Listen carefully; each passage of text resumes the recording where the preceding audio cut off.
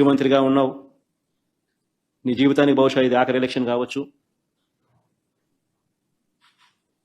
రామకృష్ణ అని అనుకునే ఈ వయసులో కనీసం ఆ మాటలన్నా అనుకుంటే పుణ్యమన్నా వస్తుంది. ఈ మాదిరిగా చేస్తే నరకానికే పోతావు. ఇప్పటికైనా మార్పు తెచ్చుకో చంద్రబాబు అని హితవు పలుకుతా ఉన్నా. బేసిక్లీ ఈ మాదిరిగా ఎలక్షన్ జరిగేట్టుగా అయితే ఎలక్షన్ అనే దానికి మీనింగ్ ఏముంది? ఎందుకు ఎలక్షన్ జరపడం ఎందుకు? ఆ ఎంపీటీసీలకు, ఆ ఎంపీపీలకు, ఆ జెడ్పీ చైర్మన్లకు ఎన్ని ఎలక్షన్లు ఎడ జరుపుతున్నారు? కౌన్సిల్ చైర్మన్లకు మీ ఇష్టం వచ్చినట్టుగా మీరంతకు మీరే దౌర్జన్యంగా ప్రలోభాలు పెడుతున్నారు, కొనేస్తున్నారు. ఎలక్షన్లకు మీకు సంఖ్యాబలం లేకపోయినా కానీ మీరు మీ అధికార దుర్వినియోగం చేస్తూ మీరు లాగేసుకుంటున్నారు. అక్కడి నుంచే మొదలుపెట్టిన సాంప్రదాయం చివరికి ఓటర్ల దాకా కూడా తీసుకొని పోతా ఉన్నారు. ఇవన్నీ కూడా అంటే అన్ఫార్చునేట్గా స్టేట్ ఎలక్షన్ కమిషన్ అన్నది ఒక డమ్మీ పాత్ర కన్నా దారుణమైన పాత్ర పోషిస్తూ ఉంది. ప్రజాస్వామ్యాన్ని కాపాడవలసిన బాధ్యత గల స్థానంలో ఉన్న వ్యక్తులు నిజంగా ఇంత దిగజారిపోయిన పరిస్థితుల మధ్య ఈ వ్యవస్థ నడుస్తూ ఉంది. Very unfortunate. ఖచ్చితంగా న్యాయ పోరాటంలో భాగంగా కోర్టులకి ఇవన్నీ చూపిస్తాం, కోర్టులకి ఇవన్నీ వేస్తాం. అందుకని వాళ్ళిద్దరు కూడా ఈరోజు వచ్చింది కూడా కోర్టులో వేయడానికే వచ్చినారు.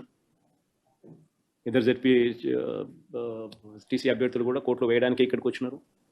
ఈ డీటెయిల్స్ అన్ని తీసుకొని పోయి కోర్టులో వేస్తారు. న్యాయస్థానం ముందర ఇవన్నీ కూడా ఉంచడం జరుగుతుంది. వేసిన అడుగైనా సరే, ఏ ఆలోచన సరే, ఏ మాట అయినా సరే నోటి నుంచి వచ్చింది. నవ్వేవాడు నవ్వాలి, తిట్టేవాడు తిట్టని, ఒకటేవాడు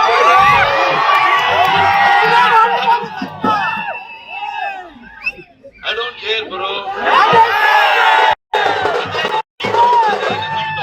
ఆయన అలాగే రాజకీయాల్లోకి వచ్చారు. అంటే ఎన్టీఆర్ అంటే ఒక నటనకు ఒక ఆదర్శం, నిర్వచనం. రాష్ట్రాన్ని ఎలా ఆయన ఉంచుకుంటారు మీ అందరు కూడా, అందరి తలలో కూడా ఎక్కిందనుకుంటా. అలా ప్రచారం చేసే వాళ్ళ తలలు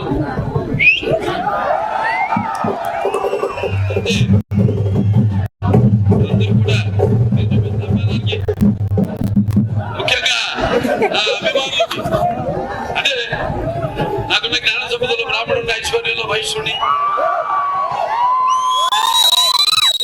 మాదిగని, కష్టాన్ని నమ్ముకున్న కమ్మరిని, కొమ్మరిని, కంసాలిని, నచ్చుకునే నాయ బ్రాహ్మణుని, కలుగిత కార్మికుడిని, కల్మషోలని,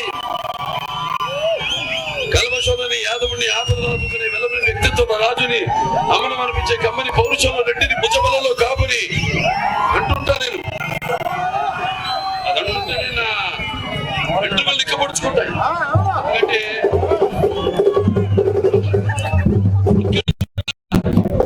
అనలేదు ఎవరు. నాకు ఇక్కడి నుంచి వస్తుంది, ఆమె వచ్చి ఇక్కడి నుంచి కూడా అనలేని వాడు. మరి డైలాగ్ అప్పట్లో ఇది రామారావు కొడుకునైనంత మాత్రం సినిమాల్లో కానీ రాజకీయాల్లో కానీ రాణించాలని లేదు. సో అందరి ప్రజలు అనుకుంటేవారు, నాన్నగారు ఏదైతే అన్నారంటే ప్రజల దేవుళ్ళు, సమాజమే దేవాలయం, అందులో నేను ఖర్చుకుంటాను. అదే ధ్యాసతో ముందుకెళ్తుంటా. కాబట్టి నేను ఇవాళ స్థాయి చెప్పను. ఆయన విగ్రహావిష్కరణలో స్థాయి గురించి ఎవడం మాట్లాడటానికి దమ్ము లేదు.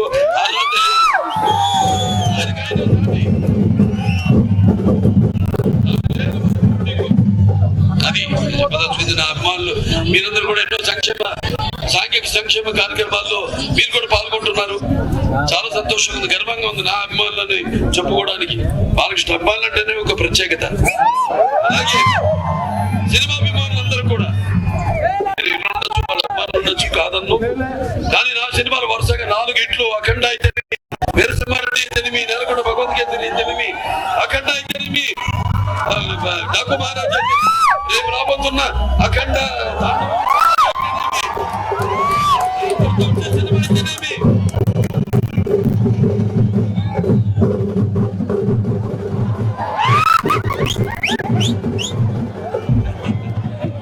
చాలా సంతోషమే. భావస్తురాన్ని జన్మంతర సౌహృదాన్ని అంటాం. అంటే పోయిన జన్మలో ఏదో 10 మందితో పరిచయం ఉంటే ఈ జన్మలో ఒకళ్ళు ఇద్దరినో పొందగలుగుతాం.